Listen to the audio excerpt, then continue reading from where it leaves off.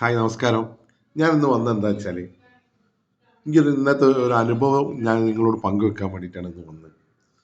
ഞാനിന്ന് സ്കൂട്ടറിൽ യാത്ര ചെയ്യുന്ന സമയത്ത് ഒരു ചെറിയൊരു മോന്, ഒരു 10-14 വയസ്സായ ഒരു മോന് എൻ്റെ സ്കൂട്ടറിന് ഓടി വന്ന് കൈ കാണിച്ച്.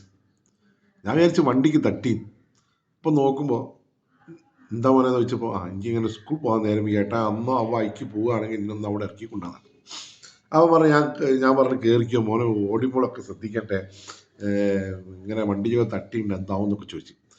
അങ്ങനെ ഓൻ വണ്ടി കയറിയപ്പോൾ ഞാൻ ചോദിച്ചു എന്താണ് മോൻ്റെ വീട്, എന്തെന്താ ഇത്ര നേരം പെയ്യുമെന്ന് ചോദിച്ചു.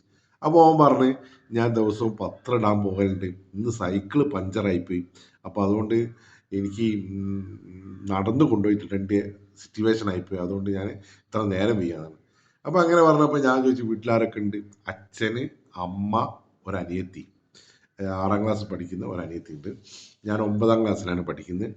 അപ്പോൾ അച്ഛൻ എന്താ ജോലി എന്ന് വെച്ചപ്പോൾ അച്ഛന് സാധാരണ നാടൻ പണി, കൂലിപ്പണിയാണ്. അപ്പോൾ ഏട്ടാ ഒന്നും പറയണ്ട, അച്ഛന് കിട്ടുന്ന പൈസക്ക് മുഴുവനും വെള്ളമടിച്ചിട്ട് ഫുള്ള് കച്ചറ വീട്ടിൽ, ഒരു സമാധാനം ഉണ്ടാവില്ല. അച്ഛൻ വെള്ളമടിച്ച് വന്നിട്ട് അമ്മനെങ്ങനെ കണ്ടമാനം വേദനാക്കും. അപ്പം ഞങ്ങളൊക്കെ ചോദിച്ചാൽ പറയും മോനെ ഇതിൽ ഇടപെടണ്ട, ഞാനും ഭാര്യയും ഭർത്താവുമായിട്ടുള്ള പ്രശ്നമാണ്, അമ്മ നന്നാൻ വേണ്ടിയിട്ടാണ് ഞാനിങ്ങനെ അടിക്കുന്നതെന്ന് അറിയും. അപ്പോൾ എന്ത് പറയാനാ, ഞങ്ങളൊന്നും ഇടപെട്ടിട്ട് കാര്യമില്ല. അങ്ങനെ അത് കഴിഞ്ഞ് ഞങ്ങളിങ്ങനെ വേറൊരു കാര്യങ്ങൾ സംസാരിച്ച് വണ്ടി ഇങ്ങനെ മുന്നോട്ട് പോകുമ്പോൾ ഒരു ടൗൺ ഏരിയയിൽ എത്തിയ സമയത്തുണ്ട് കുറേ ആൾക്കൂട്ടം.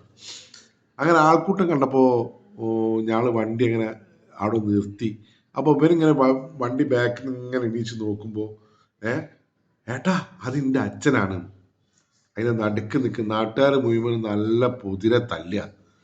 അപ്പോൾ എന്താ സംഭവിച്ചിട്ടുണ്ടെങ്കിൽ നല്ലൊരു അച്ഛനെ ഭാവുകയാണ്. അപ്പോൾ ഏട്ടാ അതിൻ്റെ അച്ഛനാണ്. അങ്ങനെ അവരച്ഛനാന്ന് പറഞ്ഞപ്പോൾ ആ മോൻ എന്നോട് പറയാണ്, ഏട്ടാ അച്ഛൻ നന്നാൻ വേണ്ടിയിട്ട് ജനങ്ങൾ മുഴുവൻ അച്ഛനെ അടിക്കല്ലേ, നമ്മളാവും നോക്കണം, നമുക്ക് സ്കൂളിൽ പോകും, അന്ന് സ്കൂളാണ് പ്രധാനം എന്ന് പറഞ്ഞിട്ട് ഓനതും കൊണ്ട് ദിവസവും ഇത് കാണുന്നയക്കും. അപ്പോൾ ഓനതിട്ട് അപ്പോൾ ഞാൻ വണ്ടി എടുത്തിട്ട് അങ്ങോട്ട് പോയി. അങ്ങനെ സ്കൂളിൽ എത്താതെ നേരത്തുണ്ട് എന്തോ KSUവിൻ്റെ സമരമോ അങ്ങനെ എന്തോ ആയിട്ട് എല്ലാ കുട്ടികളും സ്കൂൾ വിട്ടും കൂടി വരുന്നു. അപ്പോൾ ഞാൻ ഓരോ പറഞ്ഞ് ഞങ്ങൾ വന്നൊരു കാര്യങ്ങളൊക്കെ പറഞ്ഞ് അങ്ങനെ നമുക്ക് ചായ കുടിക്കുക, ഒരു ചായയൊക്കെ വാങ്ങി കൊടുത്ത് ഞങ്ങളെ പിരിയാതെ. അതാണ് ഇന്നത്തെ എൻ്റെ അവസ്ഥ.